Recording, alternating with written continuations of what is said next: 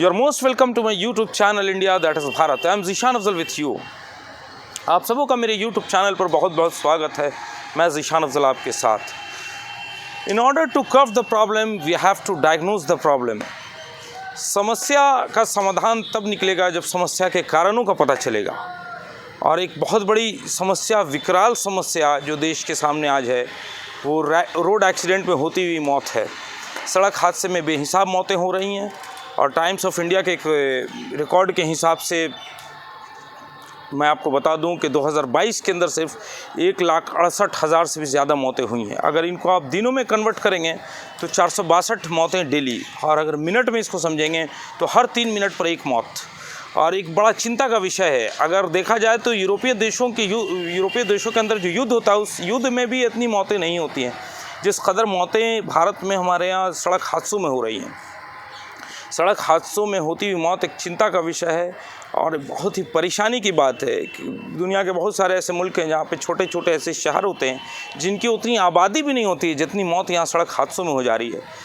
सड़क हादसों में मौत के कारण भी बहुत सारे हैं। अगर इन कारणों को संक्षेप में भी हम समझें तो बहुत सारे कारण हैं। उनमें से कुछ कारण के बारे में अभी हम यहाँ पर आपसे बात करेंगे। कारण, सबसे पहला कारण जो हम सभी जानते हैं वो रैश ड्राइविंग होती है, यानी गाड़ी को हाई स्पीड लिमिट जो है उससे ज़्यादा स्पीड में चलाना, उसमें धक्का लगने का, रोड एक्सीडेंट होने का ज़्यादा चांसेस होता है। और जहाँ पर आज नौजवान लड़के जो आप देख रहे हैं, ख़ास के नौजवान युवा पीढ़ी जो हमारे देश की है, वो गाड़ी को चलाने में बिल्कुल मरम्मत नहीं करते हैं। गाड़ी को इतनी ज़्यादा स्पीड में चलाते हैं कि गाड़ी उनके कंट्रोल से बाहर हो जाती है और बिल आखिर एक्सीडेंट हो जाता है।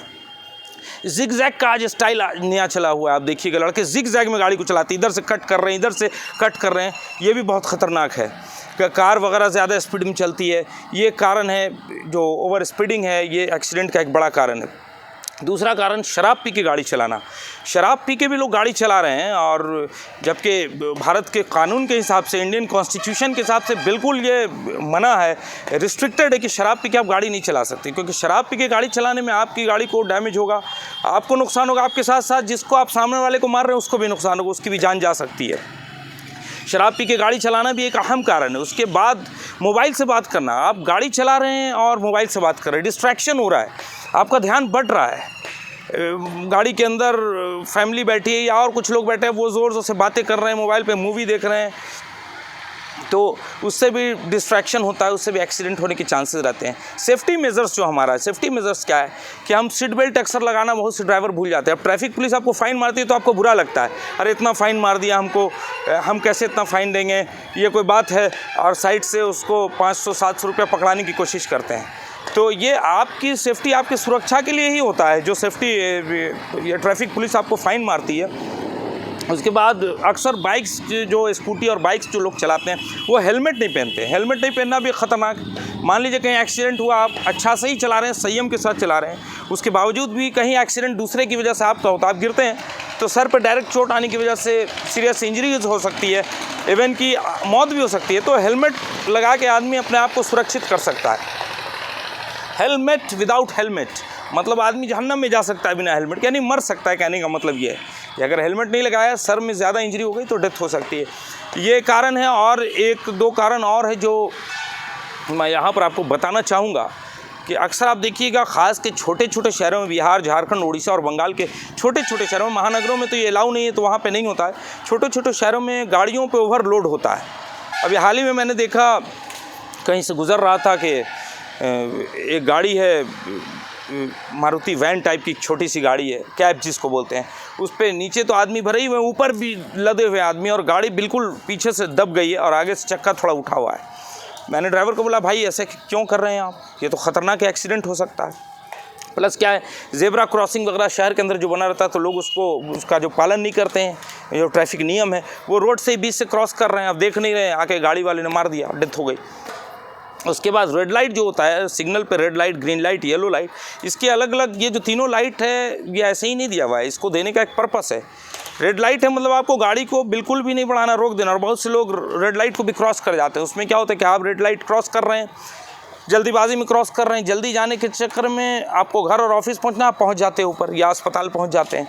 तो कहने का मतलब कि आप रेड लाइट को जब क्रॉस कर रहे हैं तो आपके लिए तो रेड लाइट है, आपको रुकना है, लेकिन जिसके लिए ग्रीन लाइट है वो तो आ रहा है उधर से, आप इधर से जा रहे हैं और वो उधर से आ रहा है, वो आपको मार देगा। गलती तो उसकी नहीं है आपकी, क्योंकि आप रेड लाइट को क्रॉस कर रहे हैं, उसका सिग्नल तो दिया, वो तो जाएगा।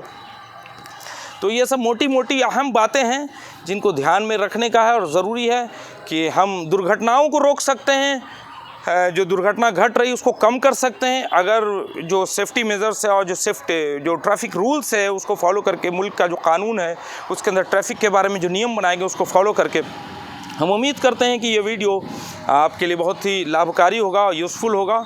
और अभी मैं यहाँ पर बिहार के एक शहर पूर्णिया में हूँ, बहुत ही मशहूर और मारूफ शहर है बिहार का। तो यहाँ पर हमने देखा कि सड़क काफ़ी चौड़ी चौड़ी बनी हुई है, लेकिन यही है कि लोग से ट्रैफिक रूल को फॉलो नहीं करते हैं। सड़क जितनी भी अच्छी बजा, और जहाँ तक बात सड़कों का है तो भारत में आज़ादी के बाद से इन रिसेंट 40 से 50 साल के अंदर बहुत अच्छी अच्छी सड़कें बन गई हैं, सड़कों की चौड़ाई काफ़ी हो गई है, हाईवेज़ काफ़ी बन गई हैं। लेकिन इतना सब कुछ होने के बाद भी एक्सीडेंट कम होने का नाम नहीं ले रहा है, एक्सीडेंट और ज़्यादा बढ़ रहा है। तो कहीं ना कहीं सरकार के साथ साथ आम लोगों की, जनता की भी जिम्मेदारी, हमारी आपकी भी जिम्मेदारी है कि हम सड़कों पर संयम के साथ चलें, गाड़ी को आराम से चलाएं, इस तरह से गाड़ी को स्पीड में ना चलाएं कि गाड़ी पर से हमारा कंट्रोल ख़त्म हो जाए और गाड़ी फिर हमको चलाने लगे और उसके परिणाम स्वरूप दुर्घटना हो जाए और उसमें हम घायल भी हो सकते हैं और मृत्यु भी हो सकती है। आज का वीडियो बस यहीं तक। अब मुझे इजाज़त दीजिए। मेरे YouTube चैनल को ज़्यादा से ज़्यादा सब्सक्राइब कीजिए, लाइक कीजिए और बेल आइकन के बटन को दबाना ना भूलिए, ताकि इस तरह का जो ज़रूरी इन्फॉर्मेशन है या जो ज़रूरी ख़बर है वो आप तक पहुंचती रहे। धन्यवाद। जय हिंद।